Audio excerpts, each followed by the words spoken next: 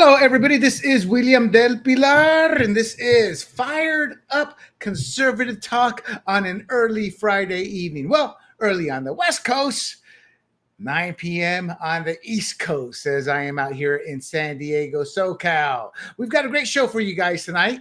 Tonight, we're going to talk about the RFK bra. Did they even give him a chance to speak? It was a one-tone message from the bought and paid for Big Pharma Democrats. That's right. I said it.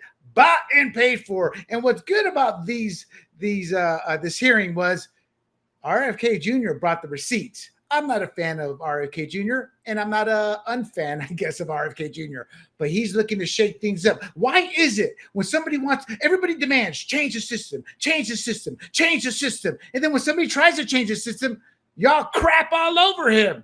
Do you really want change?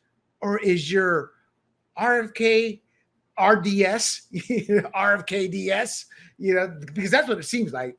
So then we're going to talk Lisa Cook. And yes, we have the receipts on Lisa Cook. It's politically motivated. You pull out a binder later with all how pathetic of an individual she is and her qualifications to sit on the Fed board. And then her blatant cheating to get better rates. G and I will talk the receipts. And that's G Mangani, my co-host. And then G and I were actually we have a not a debate. We're going to have a discussion. He's looking at it from one angle, whereas I think I'm looking at it from the big picture. And we're going to debate and discuss the quarterly wage report that came out about a week and a half ago. And you guys can decide who is right. But before we begin, do not forget to bookmark grumblingsmedia.com and follow us on YouTube, Rumble, Apple, Spotify under the handle Grumblings Media. Also, make sure while you're at grumblingsmedia.com, check out our swag. I'll put up the QR code there in a second. But you can also follow us on your favorite platform, your platform of choice, YouTube, Rumble, Apple, Spotify, or Pandora under the handle Grumblings Media. And if you are listening, please make sure you hit that thumbs up. And with that, let me bring my cohort on, the G-Man. Hey. G, how you doing, brother? Doing well. How are you? I'm hanging in there. It's been a hectic week. I've actually been pretty sick, to be quite honest. And I didn't get the show fully put together until today, but I think it's a good show. RFK is making the news. Lisa Cook has been in the news, and she's hollering, how woe is me, I'm a victim here. And obviously, you and I are going to talk about the wage report. Now, real quick on the wages or the jobs report. You brought up a good point. I'll make sure it comes up again. But real quick, you brought up a key point, that Obama change. There are 6 indicators that the government has used. They always use the best one until 2012, when Obama was fearing that he could lose to Mitt Romney, and he was at 12% unemployment. And then they changed how they categorize the job reports, and he went from 12 or 12.5% to like 7 and 7.5%. Real quick, G, explain that to the audience. I know I'm jumping way ahead, but I just don't want to forget this point because it's an extremely important point you made. No, there's 2 different metrics you can choose. U3 is basically someone who's looking for a job, can't find a job, and they're counted as unemployed. But then U6 counts the underemployment, meaning, hey, you're a bioscientist, you're looking for a job, but you got to pick up the barista job at Starbucks, and they count you as employed. But U6 will say, no, you're underemployed, meaning that's not really a job for you. So when you count those in, now you get a 12%, which is what Obama had. I think right now it's around 8%, substantially lower than Obama. But yeah, there are a lot of people who want a job that fits their skill set, but no, they have to make lattes for now. Exactly. I just found it. I think you said it better though when we were offline, where you sat there and said people are working 3 part-time jobs, and that counts as one, versus 3 part-time jobs counting as 3 jobs. And Obama used the 3 jobs. Those are 3 jobs there. And he used that to lower the unemployment report versus they're all 1 job, correct? Yeah, and we can get to that point. So it's one coherent thought that I can give. Unless you want to just start with this, we might as well just start with it. Yeah. Uh, Why not? Let's skip all the yeah, way down. We'll start yeah, with the jobs report. We'll start yeah. off a little light here, and then we'll go with the big story today, RFK. So let me get to the job report here, my friend.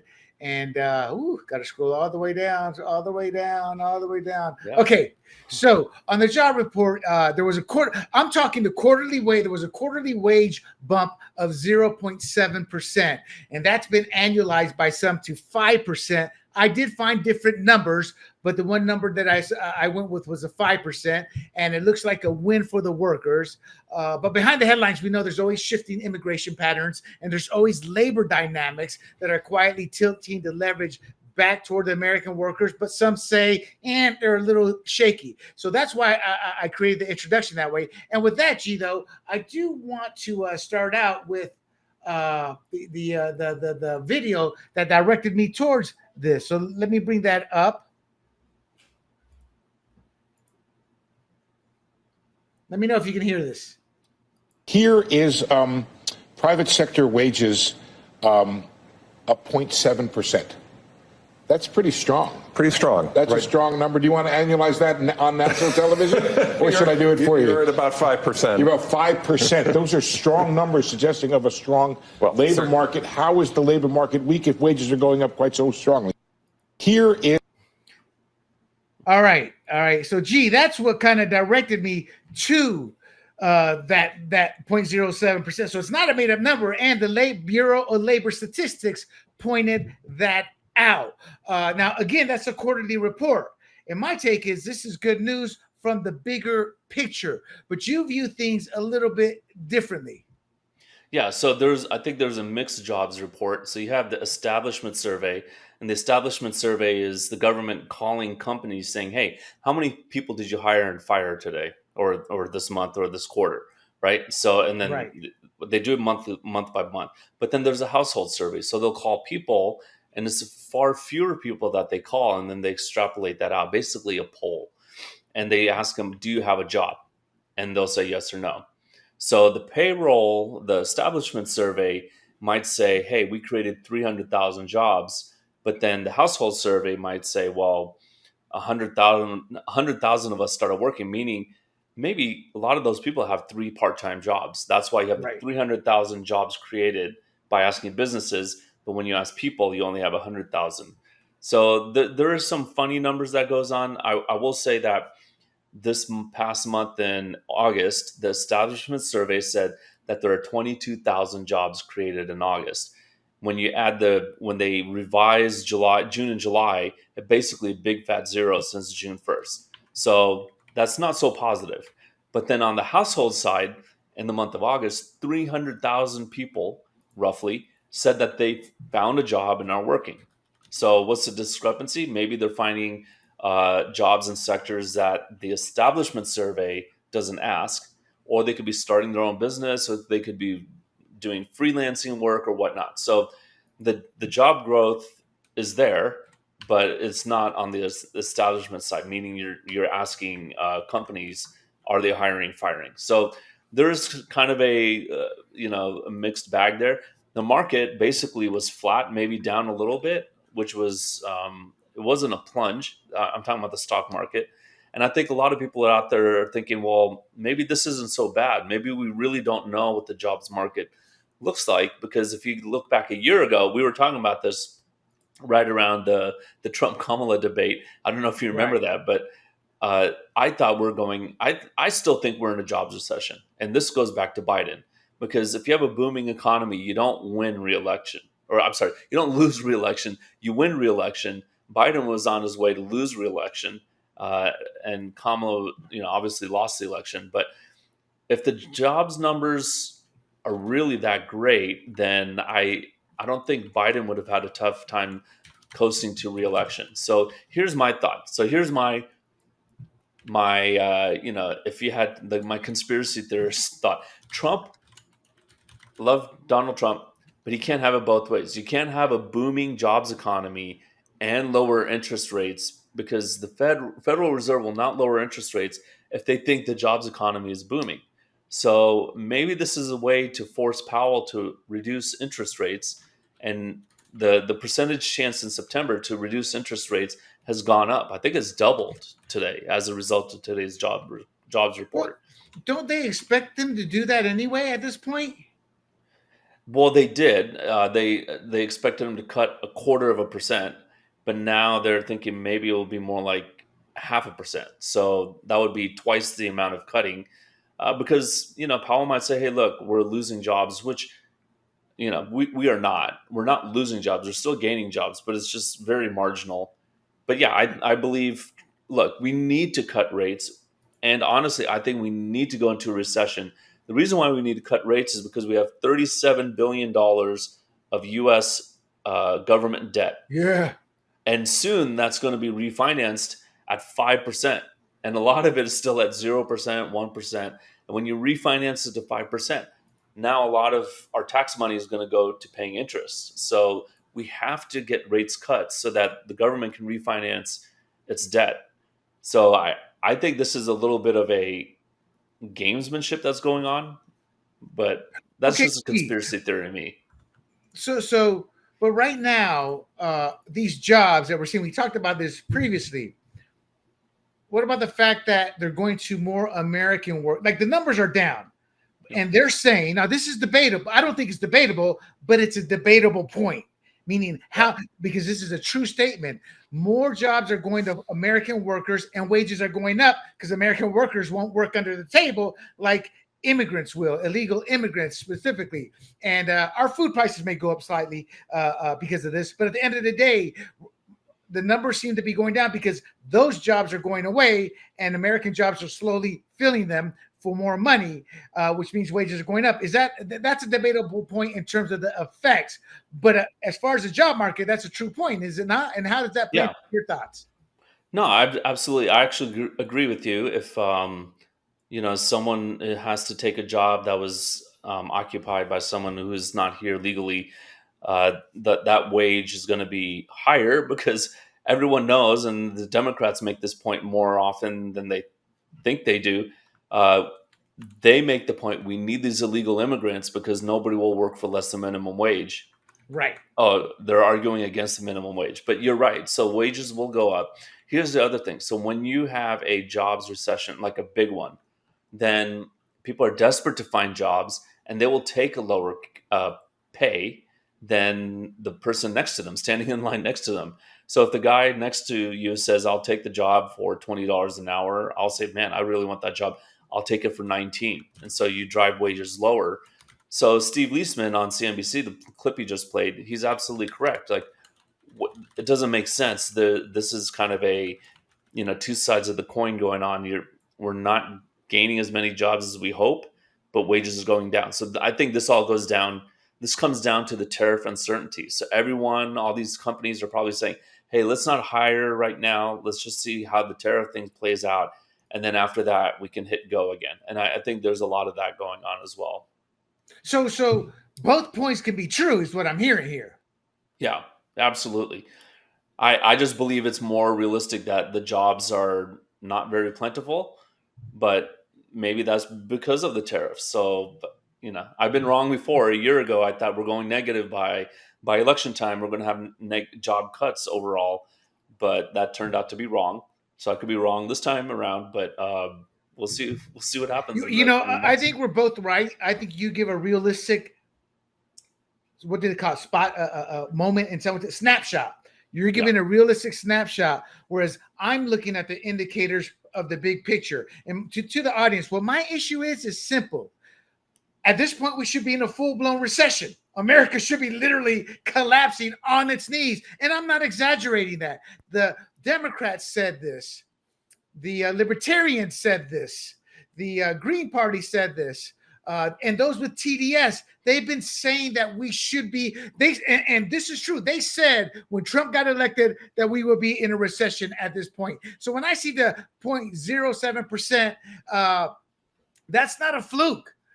That is happening. And 0.7% doesn't sound like much, but again, it annualizes to per G, 3.5%, 4%. I went with 5%. I saw somebody, that's an outlier. Oh, this is as high as 12%. I'm like, no, I don't see that, But the point is it's a big bump when you annualize it, and real wage growth means people aren't just earning more, they're keeping more of what they earn. That means disposable income. That means GDP growth, because if this money's going to American workers, that means the money stays here. I know for a fact, dealing with a family in Panama, having to deal money, the biggest beneficiary of illegal aliens is Western Union.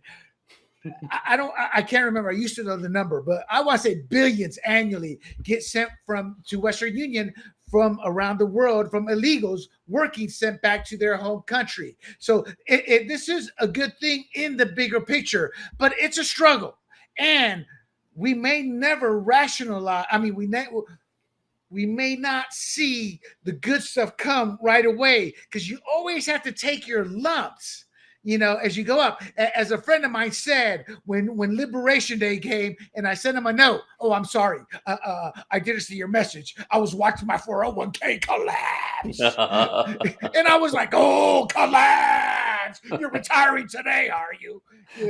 And what happened a month later, G? Tell the world, what happened a month later? A month later, yesterday, all-time highs on the market.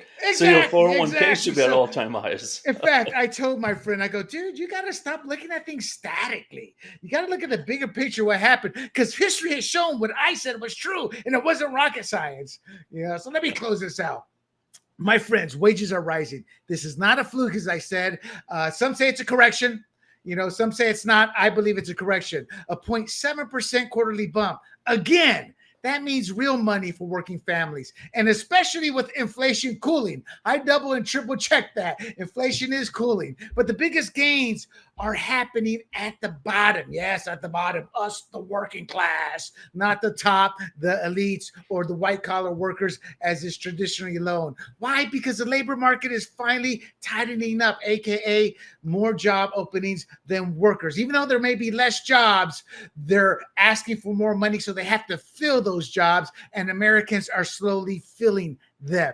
And fewer immigrant workers. What's that mean? Well, that means employers can't rely on cheap labor, so they have to pay up. The downside, that may mean a bump up in prices, say at the grocery store. But I got to be honest, as conservatives, we've always been saying fair wage. We're willing to pay that price. Democrats will use that against us, but aren't they the ones who are always talking fair wage? Here is fair wage. And some of the media are calling this a statistical quirk. Again, remember, we were supposed to be in a recession at this point in time. Now it's a statistical quirk, So we conservatives, G and I, we call it what it is. It's policy working exactly as intended. G's bringing you the snapshot. I'm bringing you the bigger picture. And G and I didn't just predict this.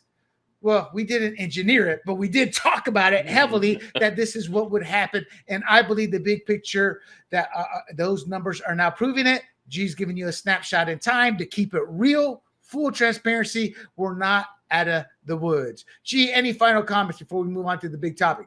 No, that was a great synopsis. And one other thing, there will be a yearly revision that comes here, I believe, in the next week or two.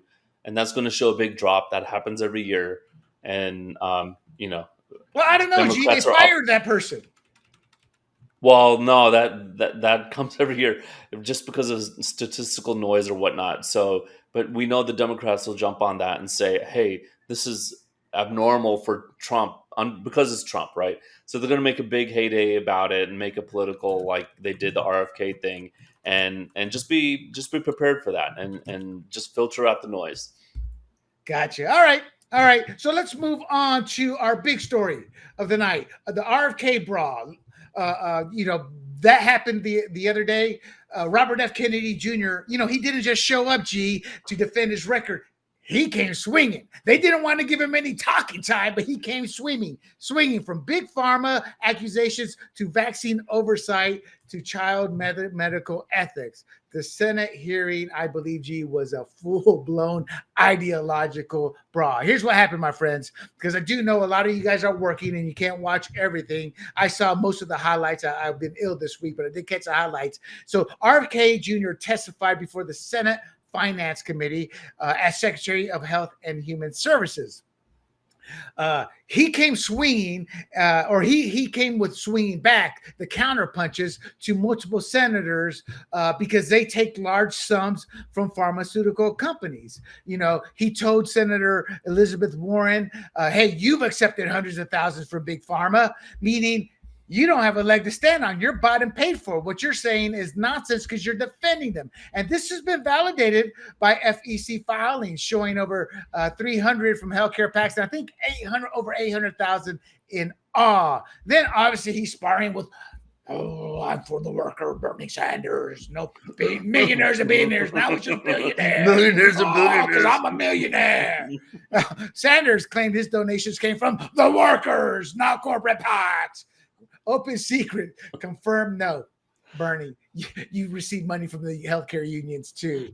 So Kennedy caught and corrected senators in making stuff up. Senator Bill Cassidy claimed Kennedy was denying people vaccines, and Kennedy said, "No, you're wrong." The real issue was ACIPs, I guess, their delayed meeting, which left pharmacies in 13 states unable to administer shots without prescription, and the delay was procedural. It wasn't policy driven. Cassidy is bought and paid for by Big Pharma, by the vaccine companies. And our favorite senator, when it comes to RFK, who we've talked about in the past, Tina Smith, she said she accused Kennedy of leaking SSRIs to school shootings, which is a complete lie. I talked about this, I want to say, on one of my podcasts last week, and he's responded, "You're just making stuff up." So what Kennedy did, he had cite peer-reviewed studies on SSR side effects and called for further investigation. He wasn't making a determination. And to be honest, that's what he's done the whole time, is just that. So Kennedy, to me, exposed the pharma-backed senators, and he corrected the false attacks in real time. Your thoughts on that? No, I think one of the interesting exchanges was Bernie Sanders, the millionaires and billionaires. Him and RFK Jr. had this exchange, and RFK accused him of taking money from these companies, right? So, and I believe he's right there at the top. Is that correct? That is correct. Right there? That is Right correct. there. So nearly $2 million from pharmaceutical health products, manufacturing 600, health and insurance 1.7, hospitals and nursing homes almost 3. So he's gotten a lot of money from them, despite the lies he loves to spew. Elizabeth Warren is right there, number 3. So here's why. Here's why the healthcare lobby donates to these guys. Because if you keep the Medicaid gravy train going, that's free money coming right to these guys. Now, there's price controls on drugs when you pay through the government, fine. But remember, a lot of these drugs cost less than a penny per pill, right? And then they can charge, even at $5, $10 per pill, they're still making a ton of money. And I'm not against pharmaceutical companies making a ton of money, because they have to spend billions and billions trying to do research, trying to get it past the FDA. And I would say somewhere around 1 out of 4 or 5 drugs actually pass and make it onto the shelf, right? So they've lost a lot of money on 4 drugs, and they got to make it up on the 1 drug. So that's why they donate to these guys, and they're beholden to them. So if you watch the whole thing, they're sitting there going, you don't want people to get vaccines. You don't want people to get medicine. You don't want people to go to hospitals and get healthcare and all that. Well, that's not true. RFK is not saying that at all, and we all know that. But what is true is that RFK wants to re-examine everything and go, look, do we really need to give children 70 vaccines? I forgot what age. Well, let's get into the vaccines. The vaccines. So first of all, before we get into vaccines, I want to make one comment here. J.D. Vance defended Kennedy post-hearing, and he made a statement that many of us have talked about. He blasted the senators because they support, quote, off-label, untested, and irreversible hormonal therapies for children, unquote. And my point being is, these same senators were spewing lie after lie after lie after lie. And there was a UK study that debunked every single one of these lies and came out and said, this is permanent. There's no going back. And they were flat out saying, oh, this is temporary. They can swap back. They can change back. And his whole point is, who are you to sit there and question anything when you're bought and paid for by the mutilation industry that wants to make money. And Vance called it, quote, mutilating our kids and enriching Big Pharma, unquote. And I believe that. And that's not up for debate, people.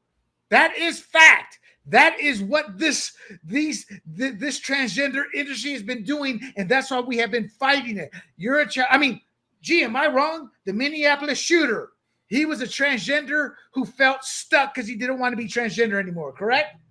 Yeah. And we talked about this last week in terms of the hormones plays mind games with, you were a teenager. We were all teenagers once. And we remember the world was very confusing at the time because the hormones, right? And so when you're giving that to someone whose hormonal balance is different and you're trying to change it this way, that's going to lead to, I don't think there's any causal relation. And RFK denied that he made any causal linking to school shootings.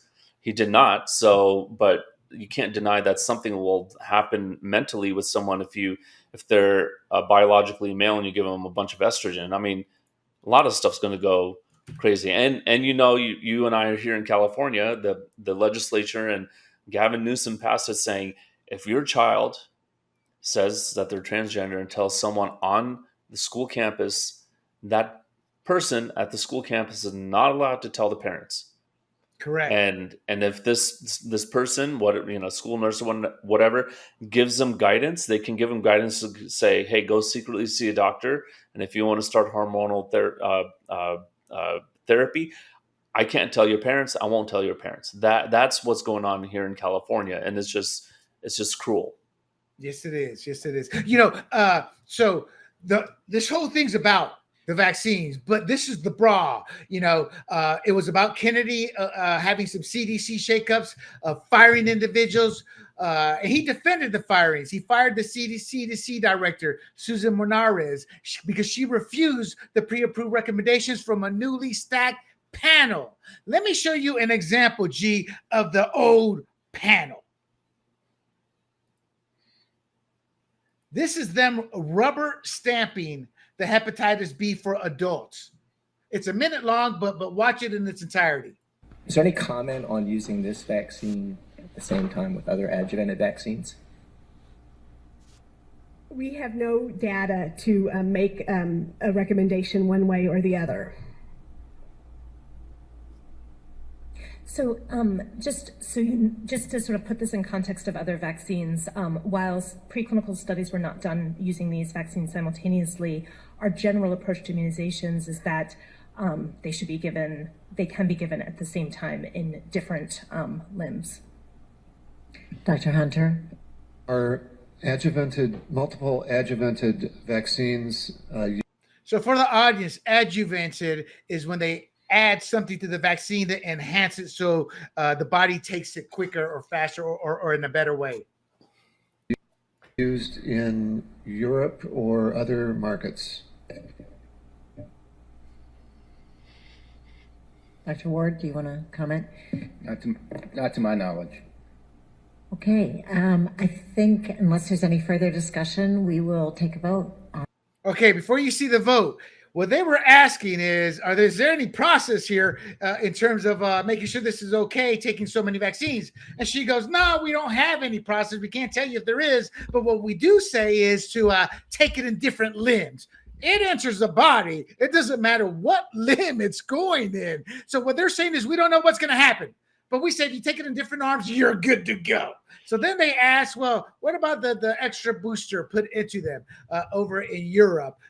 Do they allow it? And they said probably not. I looked into it, and they do and they don't. It depends on the drug, but they have very, very stern regs. And if you remember, G, it was Europe that was the first one that you saw the parliaments, you saw the governments begin to openly question the vaccine, Big Pharma. The big one, it wasn't the UK because they're not part of the EU, was Australia, where they were going after Big Pharma. And we found out these studies, they weren't properly done. And what the ACIP has been accused of is rubber stamping. So they had these questions. They don't know the answers. logic dictates red flags should go up and no votes should come. Here is the voter outcome. On this recommendation. Thank you very much. Hepatitis B, yes, 100%. Wow. No, refuse, abstain, 0. Now, this is a hepatitis B for 18 to 59-year-olds. The infants was already in place. What they were doing is they were extending it to the 18 to 59-year-olds, kind of like to let's catch this group here. So not what those questions were raised, and not one person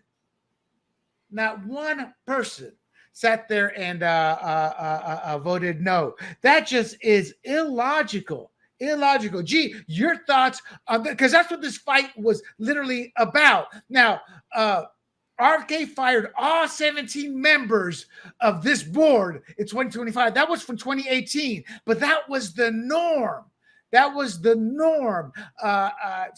And Europe has very rigorous multi-phase trials before approving simultaneous use of these type of vaccines, especially when they're adjuvanted, meaning a booster's put into them.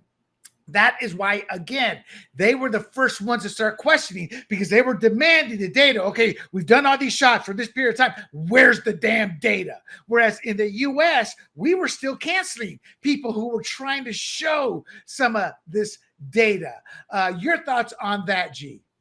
No, I'm a believer in vaccines and in general, and I say that in general. So what I just saw there, and I've not seen that before until just now, at least the lady who said, "Oh, you just put it in the other arm and you'll be fine." That's amateur hour right there. That's not science. That's hey, we're in a public meeting. It's being recorded. One guy probably said, "I need to ask this question just to make sure everyone knows I asked it." And then you give some answer because it took them off guard, but they have to give some kind of answer. And then they just moved on because they knew it was going to pass. So that was a foregone conclusion there. And you know that. So I think what happens is that for that one woman, it was groupthink, or I'm sorry, amateur hour. For the rest of them, it was groupthink. And it's just, okay, we're just passing this. Let's move on. And there is a sense of, okay, I'm a believer in vaccines, but I'm not blind. I don't sit there and say, okay, well, let's give the baby all 70 vaccines in the first year. No, that's stupid, right? Or however many it is. Let's study the effects of, okay, maybe we should do a study on this. Maybe we give hepatitis B later in life because that's not like readily transmissible or whatnot. Right. So the other one is COVID, right? So RFK, did you want to get into that now? Yeah, actually, perfect segue. I was going to get it. First of all, RFK Jr. argues that vaccines are often approved after the threat has passed, and more and more data and historical data as well, going back to tried and true vaccines, measles, all these vaccines, like they came into being after it was already on its downward spiral because of herd immunity and things of such nature. Now, that's not poo-pooing vaccines. That's just vaccines aren't invincible. So he did bring that up. And then the easy example, which I'm sure you're going to get into, is the COVID boosters aren't it's like you don't need those, Yeah. Go ahead. Especially for children, is what he's talking about. It was funny that Bernie Sanders, he had this interesting angle that he was trying to take. He's trying to get RFK to say, I disagree with Donald Trump, right? So he was trying to attack the president through RFK by saying, Donald Trump said that the vaccines save so many lives. Do you agree with Donald Trump or do you disagree with Donald Trump? And I just think that's funny because if you go back to the time of the 2020 election, who was the one denying the vaccine? It was Kamala Harris. It was the vice presidential debate. That's right. She goes, I won't take this if it's a Donald Trump vaccine. Or yeah, if Donald Trump does it, then I'm not going to take it. Okay. And then 3 months later, she's like, everyone needs to take this vaccine or you can't work. You can't make a living and provide for your family unless you take this vaccine. So I just want to remind everyone that you can agree with the first vaccine and say, okay, we needed to bring the pandemic down from the highs of the 2020s. But then I'm still getting reminders, take your COVID booster shot. And I'm like, heck no, I'm not taking the COVID booster shot. Maybe at that time I did, but no longer because I don't believe in the mRNA vaccines. We don't have enough studies done on it. And there's a lot of questions on what the S spike protein, which is what the shot produces in your body, what that does when it's not attached to a broken virus, right? So now Correct. it's like lodging into all your organs and causing side effects. And hey, look what it is, the mug. Yeah. So we'll get to that in 1 second. So, now there are studies, new research coming out. A 2022 study called for, as you were talking about, the harm benefit analysis of the mRNA. The FDA suspended Valneva's chikungunya vaccine after serious adverse side effects. There was one vaccine in the 50s where years later babies were being born without their limbs, or a drug rather. So none of this is a given in terms of the invincibility as completely trusting these vaccines. And that's all RFK is saying. And real quick, the CDC has a bloated schedule, my friends. 70 plus vaccines by the age of 18. Think about that. 70 plus vaccines by the time you're 18. And I think by the time a newborn, you like have nearly 24 within a few weeks. And he's not sitting there saying we shouldn't have these. What he's saying is we need to take a step back because we've given Big Pharma too many loopholes to where they don't have to be held accountable, and it's creating chaos with our children. Look, we don't know what's causing autism, but I'm sick and tired of these people saying, well, it's not the vaccines. Nobody knows if it's not the vaccines. Nobody knows anymore. Why? Because we've uncovered some of this data and we're like, this is a red flag, red flag, red flag. But because they've been given a pass, immunity, you can pass, go without any checks and balances. We're starting to realize there's something there. We need to figure it out. Maybe it isn't the vaccines, but odds are with 70 plus, when you and I were kids, it was 4 to 6, I think. And that was it. And after 1988, I believe, it blew up to over 70 now. Final comments before I close this out, before we go to our Lisa Cook. Yeah, I don't know whether the vaccines cause autism. I'm inclined to think no, but again, we don't know. So I'm open to having a research project done on it. But I will say that I've seen studies where in the 80s, they used to classify people, and this is the term they use, mentally retarded, right? Yes. Or mentally ill. And when they decided they're not going to use that term anymore, mentally retarded is offensive, then what we're going to do is classify them as autistic. And so the rate of autism went up because they're just reclassified. So there's also that possibility as well. But I agree with you. We need to look at, okay, do we really need 70 vaccines by the time we're 18? I believe in the measles. I believe in the smallpox. I believe in the tetanus. Those are all great vaccines. But some hepatitis B for an infant? Like, what are we doing? Hepatitis exactly. Really? And G hit it on the head. What the vaxxers are doing to the anti-vaxxers is they're trying to paint us as we oppose all the vaccines. No, we just feel investigations and more research now needs to be done. The internet has exploded this topic in a good way. It's making us question. And I can't get over the people who don't want to question. And I don't care if your kid's affected or not affected. I don't want future kids affected if we can change that. All right. So RK isn't anti-vaccine. He's anti-corruption. And he's demanding oversight, my friends, from a system that's been rigged by insiders and shielded from accountability. It's been rigged by insiders through the agencies in government and is shielded from accountability by the politicians who are bought and paid for, like Elizabeth Warren and Bernie Sanders, who benefit financially. Again, the CDC has a bloated schedule, 70 plus vaccines by the age of 18. And if you go overseas in the military, you're forced to take them all. Pharma immunity. And y'all sit there and say, we're wrong with it. If we're wrong, why was there so much COVID era censorship of the opposing data that turned out to be accurate? What that did is it exposed a cartel, not a public health model. RFK Jr., honestly, he's over the target. And the louder they scream, the clearer it gets. Why are they fighting it? That's my take. Let's talk about Lisa Cook. So Lisa Cook is a Biden-appointed Fed governor. She's under federal investigation for mortgage fraud, but her legal team calls it political. So in my opinion, when elites bend housing rules and then they cry weaponization, the moment they're caught, it's not independence. It's the system insulating them. Ironic, this isn't how they treated President Trump. So here's what happened before we get G into the just to bring you up to date. The DOJ in September just formally launched a criminal investigation into Lisa Cook.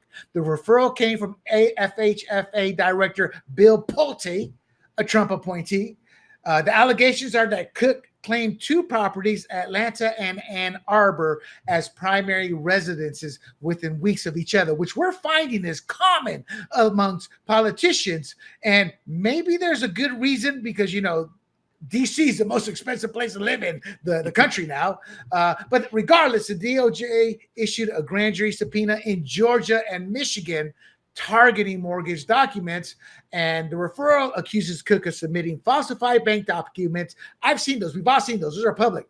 It's pretty much true from that perspective, and property records to secure favorable loan terms. There's a third party in Cambridge that was listed as a second home, but reportedly generated rental income. However, that just raises more legal questions. So Trump removed Cook from the Fed board a couple weeks ago, citing cause under the Federal Reserve Act. And what is cause? The cause he's citing? Mortgage fraud. This is her job, dealing with mortgages and stuff like that. So when you're cheating at that point, no. It's one thing for G and I to get busted. Okay, we get busted, we pay the price. But this is your job, lady. Mortgages, and you're cheated on it.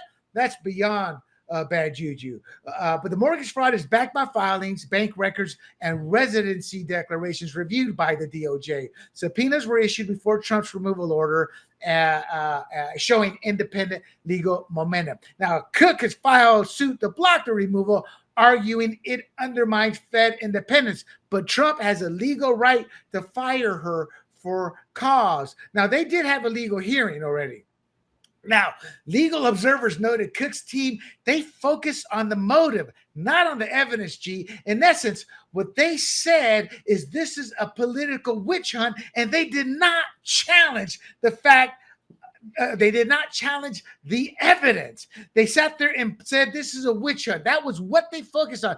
There were some legal pundits, 22-year Department of Justice lawyer who actually defended J6ers and was extremely successful. He said this was laughable. She did nothing to defend against the evidence, but defended, but gave the motion that this is a witch hunt. G, your thought? I thought her defense was all optics, no evidence. They ignored the filings. They offered no rebuttal to it. And I think Trump's removal is lawful if the fraud holds. Yeah, so I want to bring in something that's totally not related. When you think of Sirhan and he shot Bobby Kennedy back in 1968, he didn't go into the trial saying, I didn't shoot him, right? Because the evidence was clear. There were hundreds of eyewitnesses. So this is the same thing. Like, if she's not even putting a defense down, she knows that this is true.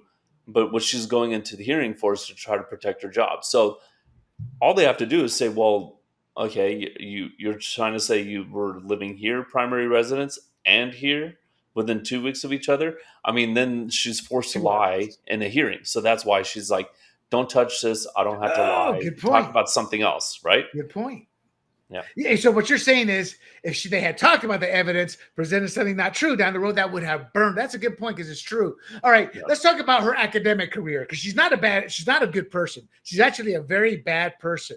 Her career was built on a debunked paper. Gee, so that's what I found fascinating. In 2014, she did a paper claiming lynching caused a collapse in Black patent filings after 1899. And that paper was cited as proof of systemic barriers and used to justify her Fed appointment. Give her the job because she had this great academic paper. Researchers found the decline was due to a database error. They just stopped counting after 1900. In her research, there's no way you would not have come across that with honest research. Thus, she was basically lying. And then a reanalysis found the true number of Black patents may have risen up to 70 times higher. So her thesis wasn't just flawed, it was built on a lie of omission. I'm not done, G. Well, we're getting tight on time here, so I want to combine it with the plagiarism. Cook has also been accused of plagiarism in a 2021 paper. In 2018, she appeared as a lead author on a paper that duplicated large sections of work by her co-authors. And in the academic world, there's no if, ands, or buts. You must attribute it, or it is deemed plagiarism, and she did not. So now you look at her resume for the job, and it's inflated. We never inflate our records, but we always make them hyperbole, meaning you make them sound a little bit bigger than they are, but it's true, and you can explain it and discuss it. But she claimed to publish in the American Economic Review, it was actually the non-peer reviewed, and that's a big thing, So your takes on her padded academic record, her plagiarism, and the fact she's not really qualified. And she got the nomination with a Kamala Harris coming in, which means she didn't even have bipartisan support, which is something Republicans usually give Democrats, despite the fact they don't give it to us. Yeah, I mean, I just think it's funny as you're talking about this. I think she's a socialist or quasi-socialist economically, right? But when it comes to prestige and building herself up, she's a total capitalist in terms of that, right?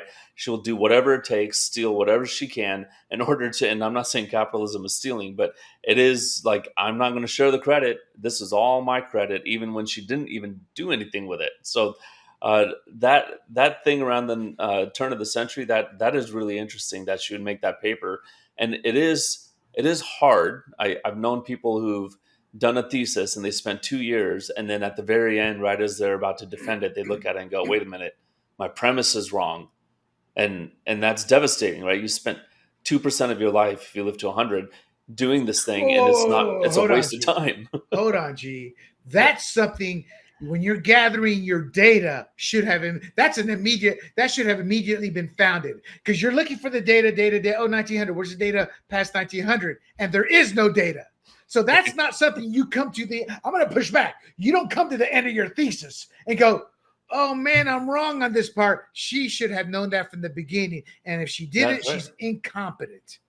Or yeah, but assuming maybe she did find out right near the end, she should have just said, look, this is wrong. And hold on, G. I'll push you back again. In college, that's not how it works. You got to submit something. A teacher's not going to go, well, I get you. So you have another semester to do it. No, that's not how it works. But what I will say is, I went to the Wikipedia page, and they were just like, this is YouTube, so I don't want to say, but gleefully gasming over this paper. And it's like, oh, this is the most amazing thing. And I'm like sitting there going, wait a minute, it was wrong. The premise was wrong. So, and just taking credit from other professors and other researchers, I mean, that just goes to show what kind of a person she is, right? Exactly. You just don't do that. Exactly. I remember doing papers in college, not for PhD, just regular college, but we always had to cite our stuff. We had to learn the MMLA or the Chicago, whatever they are, and we'd always have to cite it. But I always remember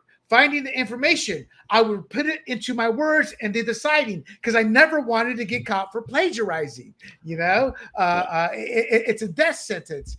So let's get to the final point on her. She's a cancel culture. She is. I'm sorry to my black very friends surprising and family members. When we talk along these lines, people will go, well, that's kind of racist. The ones who my friends are liberal. I'm like, facts aren't racist. And as a Latino, I refuse to allow anybody to cancel somebody because of their political beliefs, because I'm in the minority as a Latino right now, being a conservative. But in 2020, she led a public campaign to destroy a University of Chicago economist, Harold Ulig, who is more qualified than she ever was. And what was his crime? Defund the police slogan. She demanded his removal as a journal editor and called for the university to revoke his access to students. This is a vile, evil woman, my friends. Why? We just showed you. She plagiarized. She purposely turned in a paper that turned out to be a big fat lie. She's not qualified. She's likely committed a crime in a job where it's her job to make sure everything's fair for us, but we get high mortgage rates while she plays a system to get low mortgage rate. She's not a good person. And now she wants to get somebody fired. She tweeted, quote, free speech has its limits. I want y'all to remember that, because to my friends who are black, back in the 50s, that's what the Southern Democrats tried to do to y'all with Jim Crow laws. That's what that big union organizer out here in California tried to do with illegal immigrants. Hell, he called us wetbacks. I've been called that term derogatorily a few times, so be careful when you make comments like this, because not only are they wrong, whoever's in power, the bad element will turn around and use them. Y'all lucky it's Trump, who's done more for Black Americans and Latinos and Asian Americans than Obama or Biden ever did. That's not conjecture, that's fact. But she's tweeted, free speech has its limits, and then, quote, should not, quote, violate the dignity of other people, unquote. So she's saying, I'm a victim, so you can't say that. Gee, I apologize. I don't want to put you in a touchy situation, but as a Latino, that bothers the hell out of me.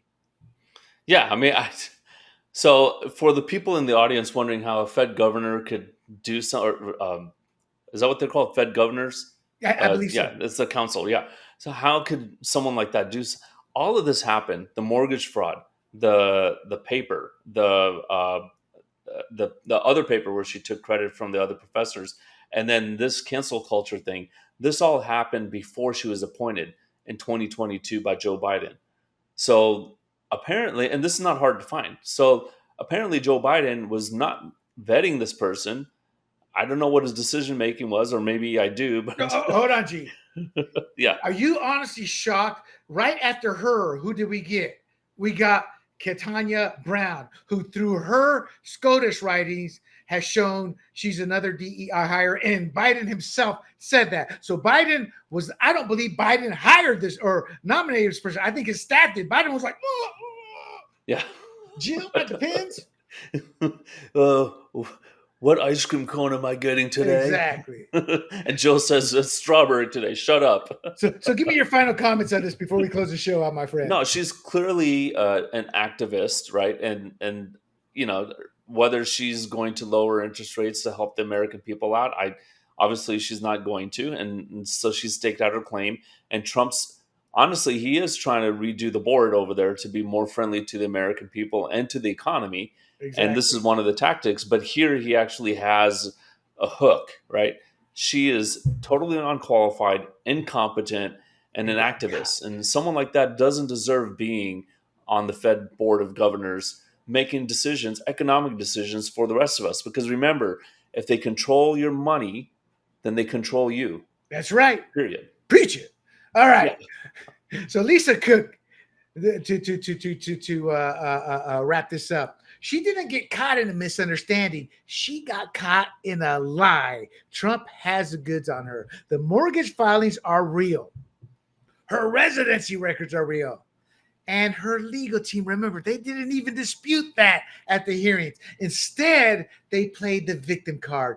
It's all a political witch hunt.